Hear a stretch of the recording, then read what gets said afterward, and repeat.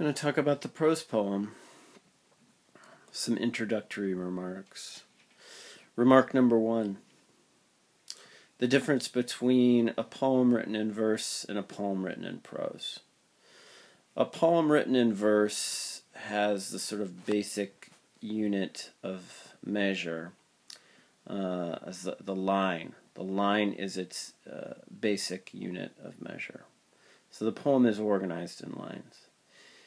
And those lines end and often create white space on the page. So you might have short lines, you might have long lines.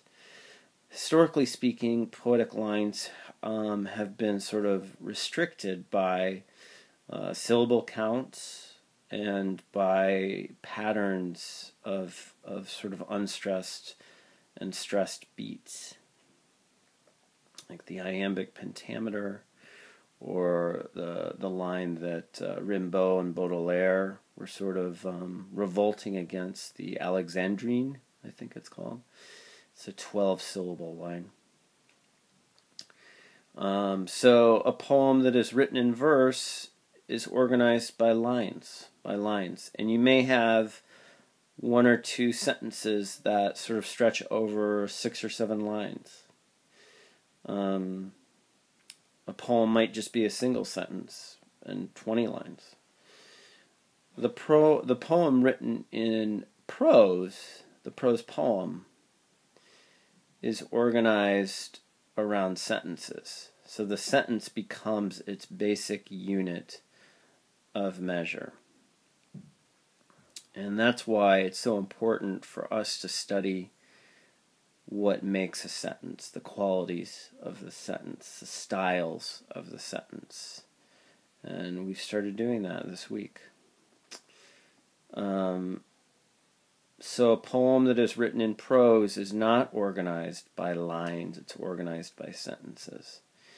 And as David Lehman mentions in his amazing introduction to the anthology Great American Prose Poems, he says that you can have all of the kinds of poetics that you have in a verse poem, in a poem in prose.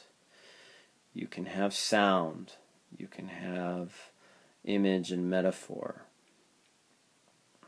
and you can have sort of decorative language, right? But you just have that in the sentence as opposed to the line. The second thing I want to mention is that we should really, I just want to call attention to the fact that your Prose Poet Origins handout has 3 prose poets in it that are hugely important. One of them you met, Baudelaire. The other one is Arthur Rimbaud. And the third is Gertrude Stein. I would say that Gertrude Stein is the queen of the American prose poem, and also her book Tender Buttons, which you have a little excerpt of, started an entire school of poetics that is thriving today. Baudelaire and Rimbaud are very important because they resisted. They were one of the first poets to sort of say, I'm tired of writing in this line, it's constricting me. And so they decided to write poems in prose. So the prose goes all the way to the end of the page, just like letters do, or essays, emails, tweets. They believed, and David Lehman mentions this in his fantastic introduction that you should read because it's assigned. Lehman talks about how the prose poem for Rimbaud and Baudelaire,